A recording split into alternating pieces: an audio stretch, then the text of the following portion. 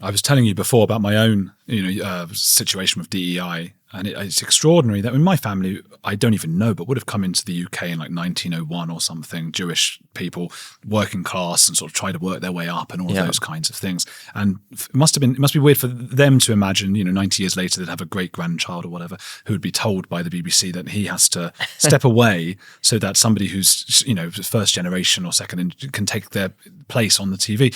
I mean, my great grandparents wouldn't have had a chance to be a journalist on TV. They were just trying to make ends meet. That's what most first generation immigrants and second generation are doing.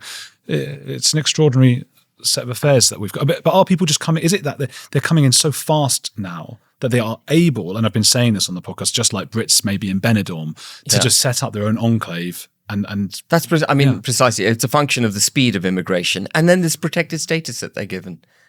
We don't have a vision of an integrated United Kingdom. We practice a regulatory and legislative required form of multiculturalism. Somehow, the diversity that they're seeking is basically what I would call divisions within society. It's not diversity; it's division. Yeah. And we've got to get away from it.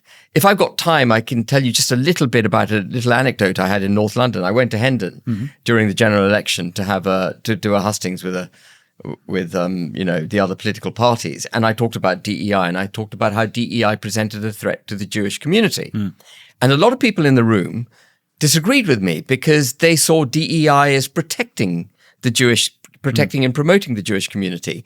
And it puzzled me because it's so evident to me that it wasn't.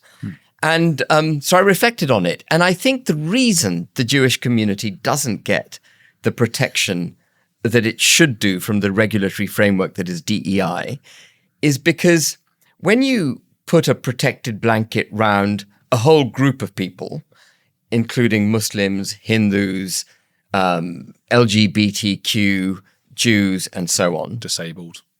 Disabled, whoever you wish to put into this grouping, they are naturally protected from the majority because they're given protected status from the majority. But of course, within that protected status of DEI, all these people who are lumped together under this protected status, they don't have protection from each other.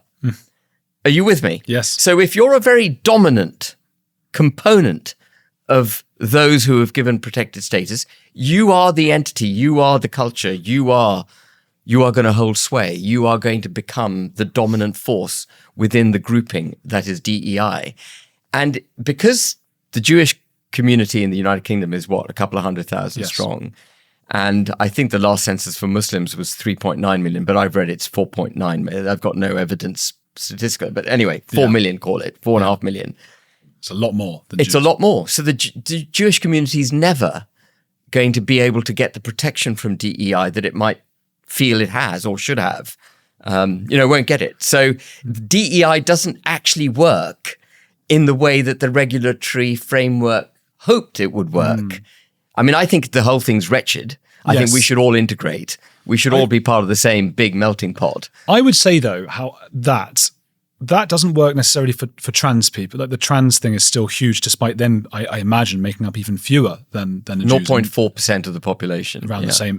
Yeah, around the same, That's a funny sort of fact, isn't it? You're as an average English person is as likely to be trans as they are Jewish. Yeah, that's right. Thing. On those numbers, yeah. I would suggest that it's as much about the success that Jews have. I mean, Jews do have, and this is something that I think the comedian David Baddiel and I, what's the word we sort of bang heads about? Do we bang heads? That sounds maybe sexual, doesn't it? We don't bang. What's the expression? You sort of knock your heads. Knock heads. Knock heads. We knock heads. David and I knock heads. Yeah. We knock heads about because I think he's very fearful of any suggestion of that of even saying that Jews are more successful on average. But I think they are, as are Chinese immigrants, as are many Indian immigrants. Most immigrants of the type that I was discussing are very successful. Yeah, because they had a huge hurdle over which they had to get in order to exit their countries and come here. So they had to be entrepreneurial, hardworking, bright, committed, educated, so they're successful people. Well, it means that flies in the face of the DEI mantra, which is these people need our help because Absolutely, they are doing terribly, and they're only doing badly because you're all racist. Well, that can't be true if there are Jews and Chinese people and Hindus and Black Africans from certain countries who do really well, but others from other countries who don't do well. It can't possibly be true. It must actually be about culture, which means the whole DEI hierarchy of oppression has to fall apart. Yeah, I'm so glad you said that. And when I was growing up in this country, I had it drilled into me repeatedly at every institution I attended that we're all equal. We're all equal. There was no, this DEI thing. This is a new thing. And by the way, I find it incredibly patronizing. I don't know if you do, that someone telling me just because my dad's Pakistani, I somehow need a leg up. I don't need a leg up. Yeah. I'll You've make done it very on well my for own. yourself, haven't you? Well, I'm very lucky. I'm very, very lucky. But I think, I'm very lucky. I'm privileged and lucky. But you're hardworking. And I'm hardworking. Yeah. You're lucky that you're hardworking. You have the gene for working hard. Yeah, and I'm lucky. I had a great education too, Andrew. I went to rugby, and that set me up for Cambridge and so on. So I don't want to say that, it's all on my own. But Dad, for what it's worth, since I'm talking about Dad, comes from an incredibly humble background.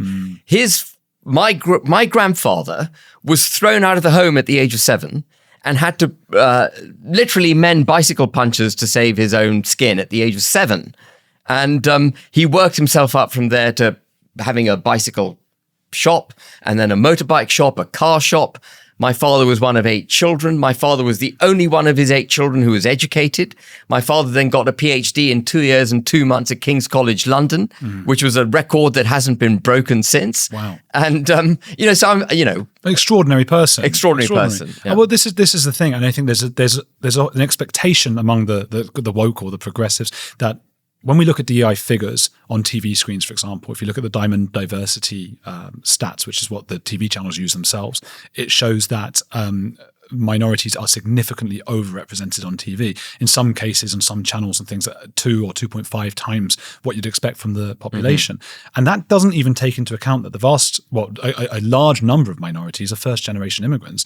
And your grandfather or my great-great-grandparents or your parents, they weren't expected to just land in this country with a vague understanding of English, or I don't know with your family, but mine wouldn't have even spoken English, and instantly be on TV screens as like the next Louis Theroux or something. No, quite. Yeah. And I mean, my father never lived here. He lives now in England because he's 91 years old. He lives in my basement and he has a full-time nurse. He needs help. But my father, all his life, lived in Pakistan until the last couple of years. Yeah. Well, there you go.